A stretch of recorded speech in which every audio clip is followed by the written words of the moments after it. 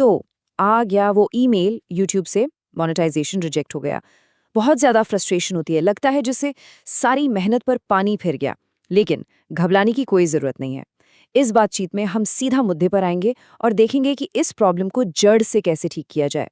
तो सवाल ये है, अब क्या चैनल को यहीं छोड़ दें? नहीं, बिल्कुल नहीं। इसे ठीक करने का एक साफ रास्ता है और यकीन मानिए ये उतना भी मुश्किल नहीं है जितना अभी लग रहा होगा। चलिए स्टेप बाय स्टेप समझते हैं कि आगे करना क्या है। देखिए, सबसे पहले तो ये समझना जरूरी है कि ये रिजेक्शन कोई फेलियर नहीं है। इसका सीधा सीधा मतलब बस इतना है कि चैनल अभी YouTube के मोनेटाइजेशन पॉलिसीज मतलब उनके नियमों से मैच नहीं कर रहा है। ये रूल्स इसलिए हैं ताकि प्लेटफॉर्म पर अच्छा और ओरिजिनल कंटेंट रहे। तो बस हमें उन नियमों को समझना है और देखना है कि हमसे चूक कहाँ हुई। ठीक है, तो अब करते हैं असली डायग्नोसिस। पता लगाते हैं कि प्रॉब्लम की जड़ क्या है।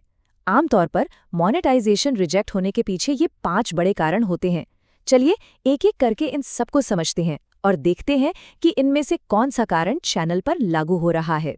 सबसे पहला और सच कहूं तो सबसे कॉमन कारण है रीयूज्ड कंटेंट। मतलब ऐसा कंटेंट यूज करना जो आपका ओरिजिनल नहीं है या फिर जिसमें आपने अपनी तरफ से कोई मीनिंगफुल वैल्यू नहीं डाली है। अब देखिए, ये गलतियां ना बहुत से लोग अनजाने में कर बैठते हैं। किसी फिल्म का कोई सीन उठाया और अपलोड कर दिया, ना कोई अपनी कमेंट्री, ना कोई एनालिसिस, या फिर टिकटॉक और इंस्टाग्राम से ट्रेंडिंग वीडियो डाउनलोड करके एक वीडियो बना दिया। यूट्यूब चाहता है कि इसमें आपका भी कुछ इनपुट हो, आपकी क्रिएटिविटी हो। तो इसका सल्यूशन क्या है? बहुत सिंपल है, वैल्यू ऐड करें।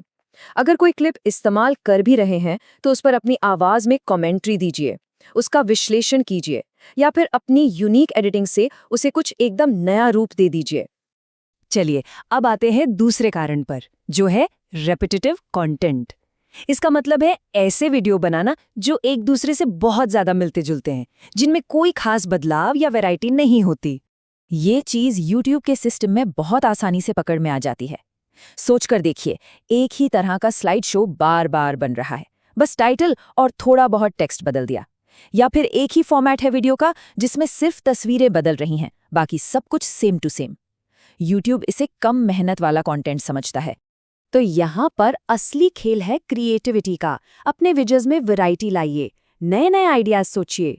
कोशिश कीजिए कि हर वीडियो पिछले वाले से कुछ अलग हो, कुछ बेहतर हो।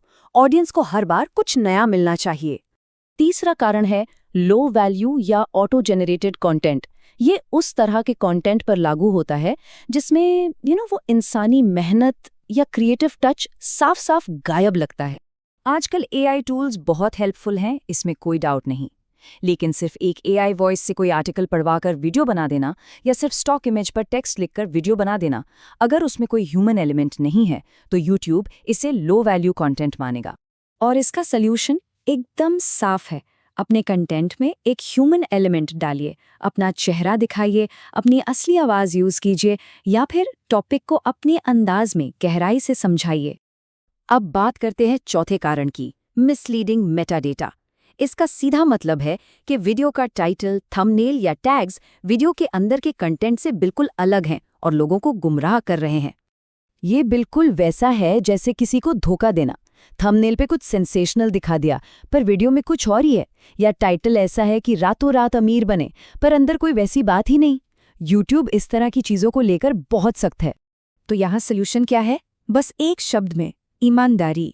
अपने टाइटल और थंबनेल को हमेशा वीडियो के असली कंटेंट के हिसाब से ही रखिए।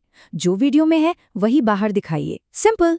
और हमारा पांचवां और आखिरी कॉमन कारण है कॉपीराइट इश्यूज, यानी किसी और का म्यूजिक, वीडियो क्लिप्स या कोई भी कंटेंट उनकी इजाजत के बिना इस्तेमाल करना। ये एक बहुत बड़ी और बहुत ही आम गलती है।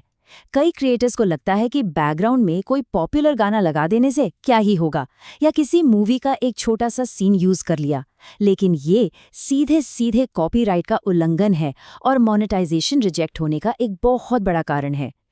तो सेफ खेलने का एक ही तरीका है, हमेशा कॉपीराइट फ्री म्यूजिक या कंटेंट का ही इस्तेमाल करें। इंटरनेट पर ऐसी कई वेबसाइट्स हैं जहां से लाइसेंस्ड कंटेंट आसानी से मिल जाता है, तो रिस्क क्यों लेना। चलिए, तो हमने प्रॉब्लम को अच्छी तरह समझ लिया है। अब बारी है सॉल्यूशन की। ये है आपका रोड मैप कि चैनल को कैसे सुधारना है और मोनेटाइजेशन के लिए दोबारा कैसे अप्लाई करना है। अब जरा इन टाइमलाइंस को ध्यान से देख लीजिए, क्योंकि ये बहुत ज़रूरी हैं। अगर आपको लगता है कि YouTube से कोई गलती हुई है, तो आपके पास 21 दिन है अपील करने के लिए। अगर ये पहला रिजेक्शन है, तो 30 दिन बाद चैनल को सुधार कर दोबारा अप्लाई कर सकते हैं। लेकिन अगर दूसरी बार भी रिजेक्ट हो गया, तो फिर 90 दिन का इंतजार करना होगा। अच्छा, तो सफलता के चांस बढ़ाने के लिए ये 3 गोल्डन रूल्स याद रखिए। पहला, जो रिजेक्शन वाला ईमेल आया है उसे ध्यान से पढ़िए, कारण उसी में लिखा होता है। दूसरा, जो भी वीडियो नियमों को तोड़ रहे हैं उन्हें या तो डिलीट कर दीजिए या एडिट करके ठीक कीजिए। और तीसरा, जो कि सबसे जरूरी है, अब से नया, ओरिजिनल और वैल्यूएबल कंटेंट बनाने पर फोकस कीजिए। और ये आंकड़ा, ये शायद इस पूरी चर्चा की सबसे काम की सलाह है। दोबारा अप्लाई करने से पहले ये पक्का कर लीजिए कि आपके चैनल पर कम से कम 70 से 80% कंटेंट आपका अपना, ओरिजिनल और ऑडियंस के लिए सच में यूजफुल है। ये YouTube को एक बहुत मजबूत सिग्नल देता है कि आप एक सीरियस क्रिएटर हैं। ये स्लाइड एकदम क्लियर कर देती है कि एक कमजोर और एक मजबूत चैनल में क्या फर्क होता है। सिर्फ कॉपी पेस्ट करके टॉप 10 आइडिया बता देना एक कमजोर चैनल की निशानी है। इसकी जगह अपनी आवाज में असली उदाहरणों के साथ उन आइडियाज को समझाइए, अपनी एक्सपर्ट नॉलेज दिखाइए। ये असल में एक कंटेंट उठाने वाले से एक असल क्रिएटर बनने का सफर है।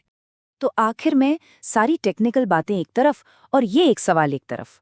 बस खुद से ये पूछना है, ये चैनल अपनी ऑडियंस को ऐसी कौन सी यूनिक वैल्यू दे रहा है जो उन्हें कहीं और नहीं मिलती? अगर इस सवाल का जवाब मजबूती से मिल गया, तो यकीन मानिए YouTube मोनेटाइजेशन का रास्ता अपने आप खुल जाएगा।